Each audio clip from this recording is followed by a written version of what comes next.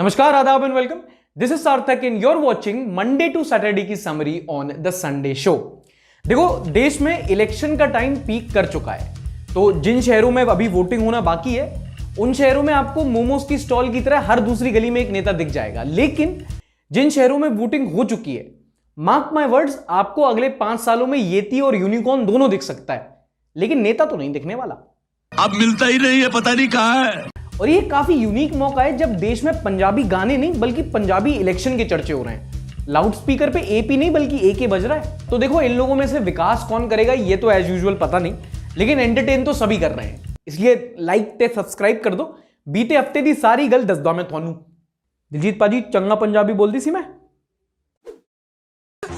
अरे मुझे चक्कर आने लग गया। अब हफ्ते की सबसे बड़ी कंट्रोवर्सी ते बवाल तब हुआ जब कुमार विश्वास जी एगल कह गए सी।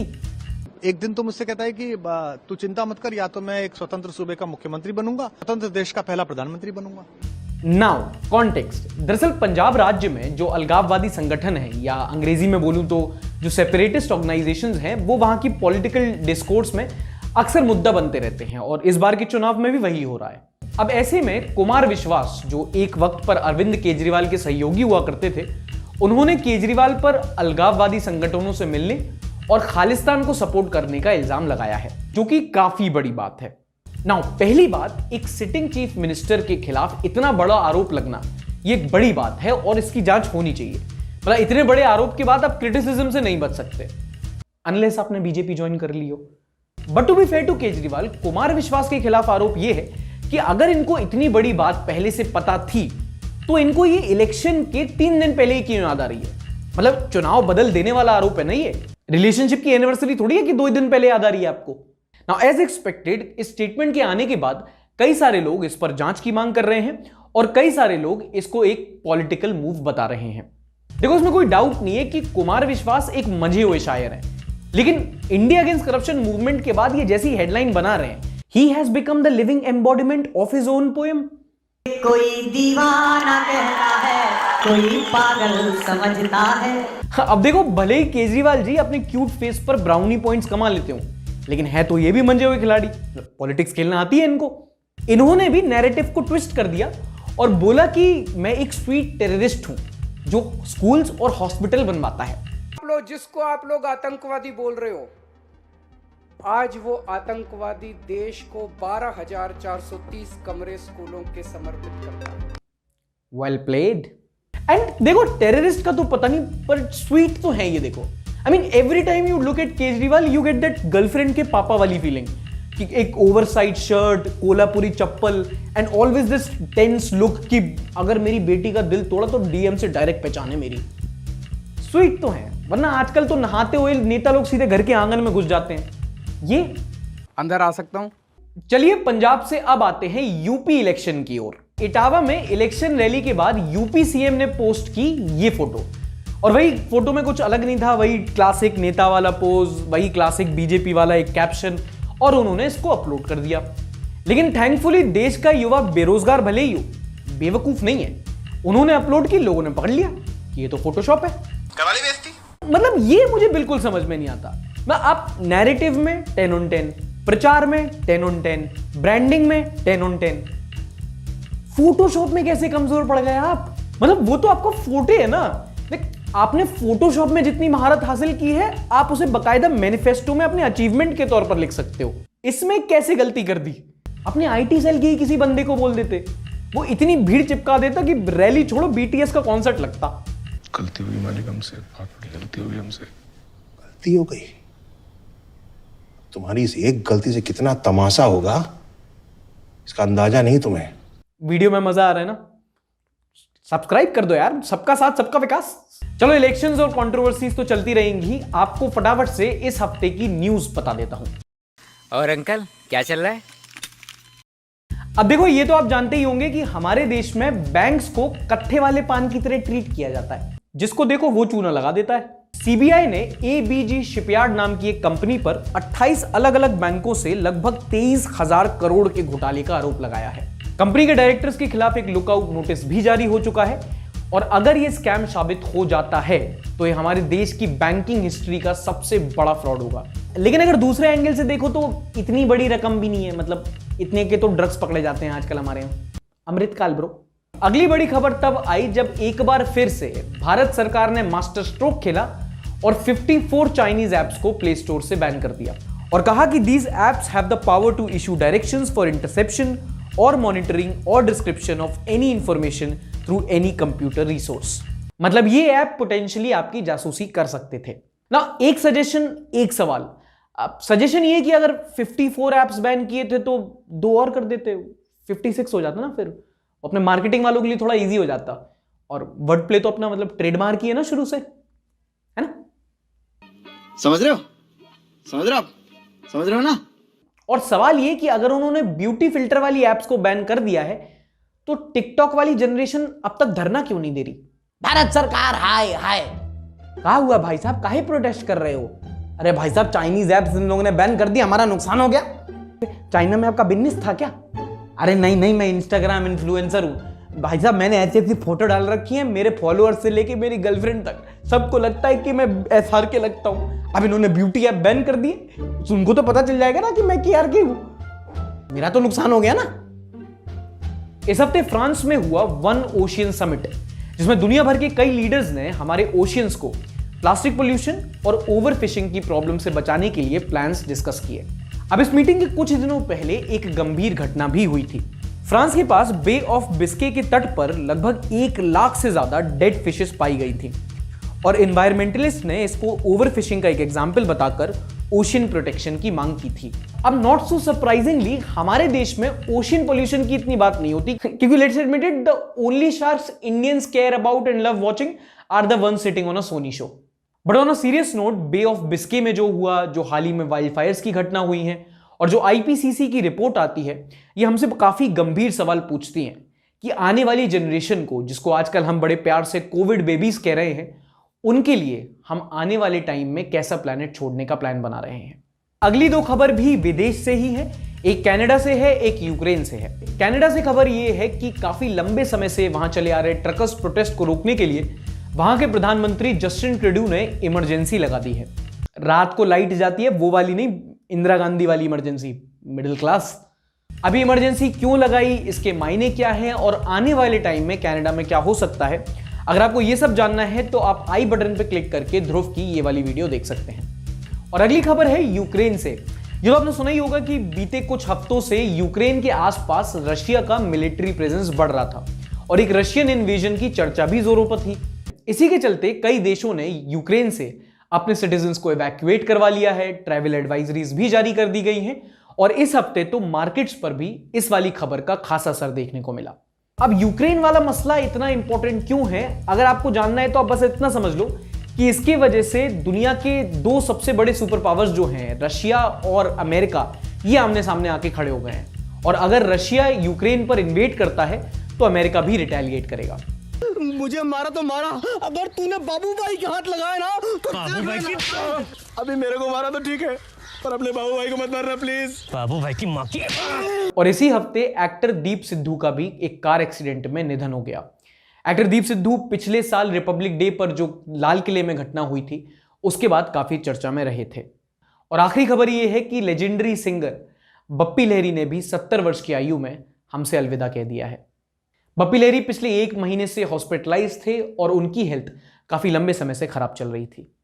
गोली नहीं मारेंगे साले को, कह के लेंगे उसकी। और इस हफ्ते के गैंग्स ऑफ बकवासेपुर के पहले फीचर हैं कर्नाटका कांग्रेस के मेंबर जमीर अहमद, जिनका कहना है कि हिंदुस्तान में रेप्स ज्यादा इसलिए होते हैं क्योंकि यहां की महिलाएं पर्दे से अपना मुंह नहीं ढकती। सुन लो, रेप रेट जो है वो सबसे हाईएस्ट हिंदुस्तान के अंदर है।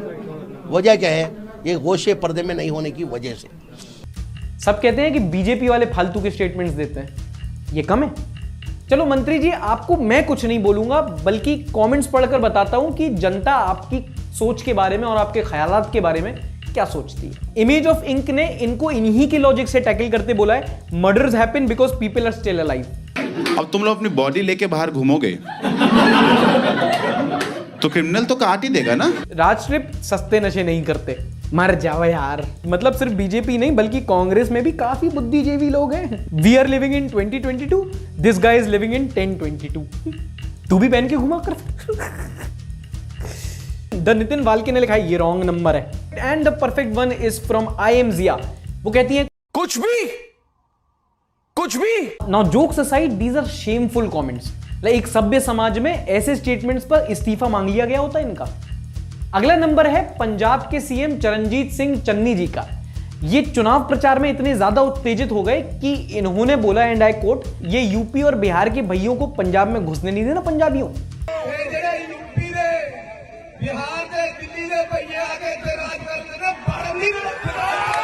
डिवाइड एंड रूल है, डिवाइड एंड रूल।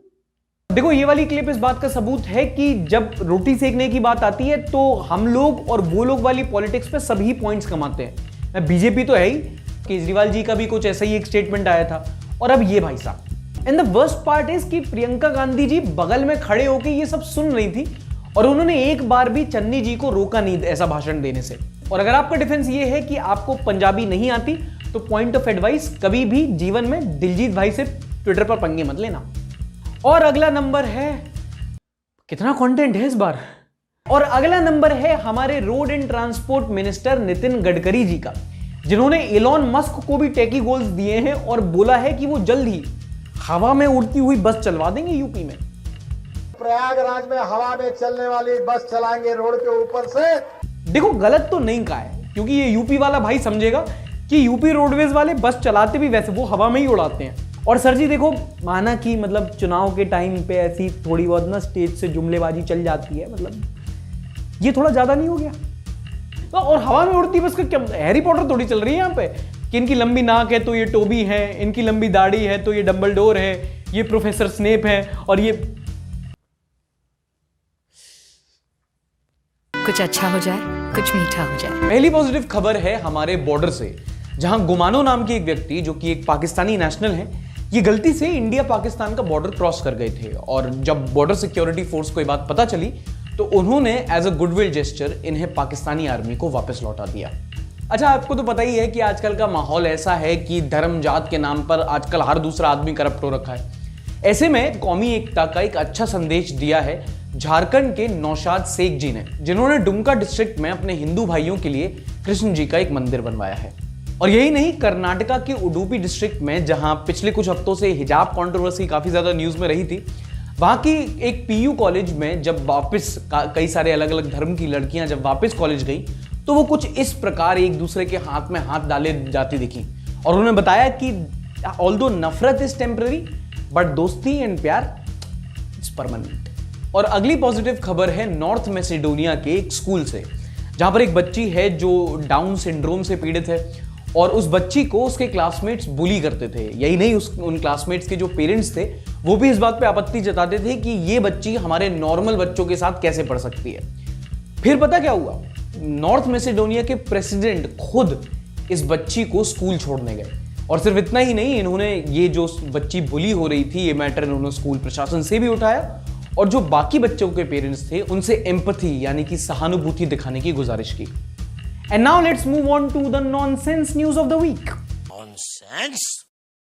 ऑपरेशन परिवर्तन के चलते हाल ही में आंध्र प्रदेश पुलिस ने लगभग 2 लाख किलो गांजा पकड़ा विशाखापट्टनम के पास और उसे जला दिया। देखो, अगर आप घर पे बैठ के ये वीडियो देख रहे हो तो आपको यहां सिर्फ एक इमेज दिखेगी, लेकिन अगर आप एक कॉलेज हॉस्टल में हो या फिर आप एक बैचलर अपार्टमेंट में हो तो गौर से देखो, आपको इसमें दर्द भी दिखेगा। 2 लाख किलो जला दिया यार। भाई इकोनॉमिकली तो पता नहीं, लेकिन क्रिएटिवली इस देश को कितना नुकसान हुआ है पता है आपको? खैर, जब ये पूरा स्टॉक जला दिया गया और आसपास के गांव में सिर्फ धुआं धुआं हो गया तो वहां के गांव के निवासियों से जब पूछा गया तो उन्होंने ये बोला, उधर चला मैं उधर चला। देखो, कुछ ही सालों पहले देश को एक राज पता चला था कि सोनम गुप्ता बेवफा है। अब पता चला है कि सोनम गुप्ता अकेली नहीं है, पूरा गैंग है इनका। हाल ही में पूरे देश ने वैलेंटाइन वीक मनाया, पूरे देश में नहीं, मतलब कुछ खुशकिस्मत लोगों ने। अब ऐसे में एक भाई ने 20 रुपए के नोट पे राशि बेवफा है लिखा और ऐसे हजारों नोट पब्लिक में बांट दिए। फिर जब उसे पूछा गया कि उसने ऐसा क्यों किया तो उसने बोला कि राशि ने उससे पूरे वैलेंटाइन वीक में गिफ्ट लिए लेकिन फिर जब किस डे आया तो किस तो छोड़ो, उसने हग तक नहीं दिया।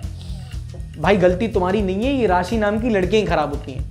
पहले खाली कुकर में चने चढ़ा दिए और अभी वैलेंटाइन वीक में धोखा दे रही हैं।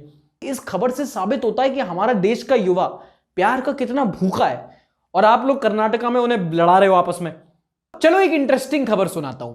हरियाणा में एक आदमी ने दारू पीकर पुलिस बुला ली।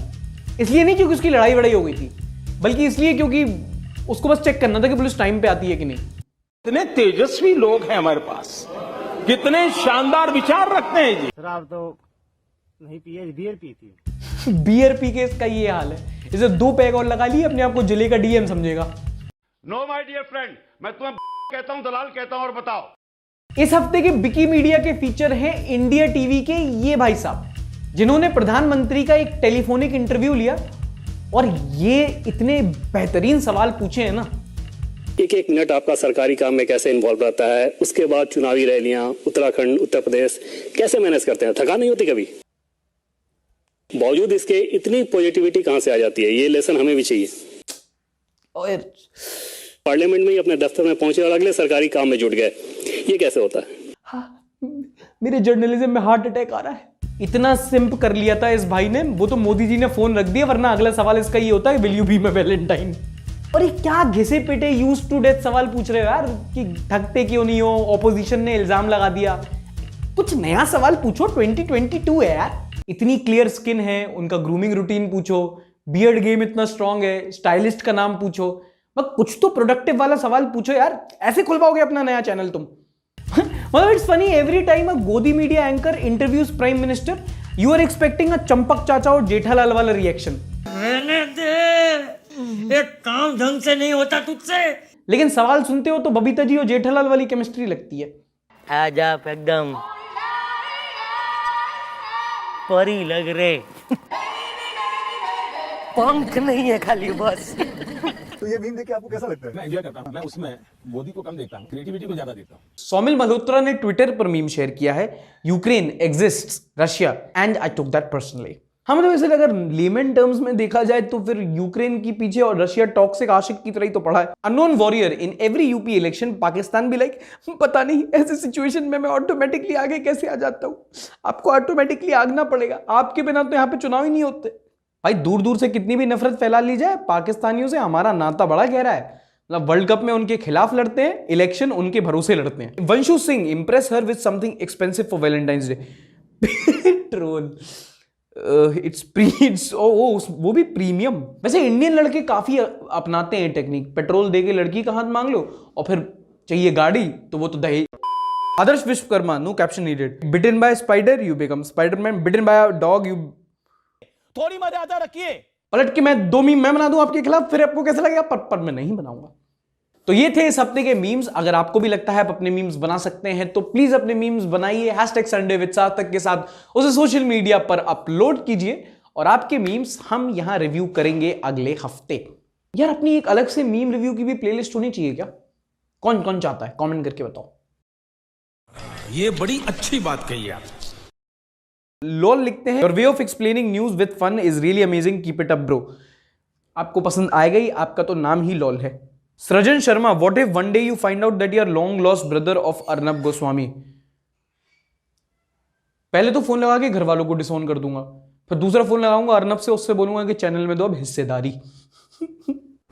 आई एम सॉरी बाबू। अमर मोंडवल, सार्थक भाई, last night I binge watched your every Sunday with Sarthak and today I got late for the school. सूद दिया पापा ने।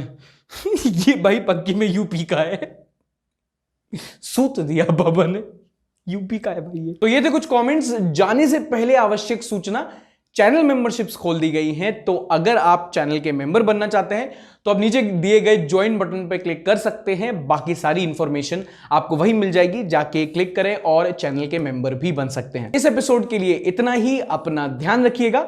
टाटा, बाय बाय, शब्बा खैर, and don't forget to like, subscribe and share.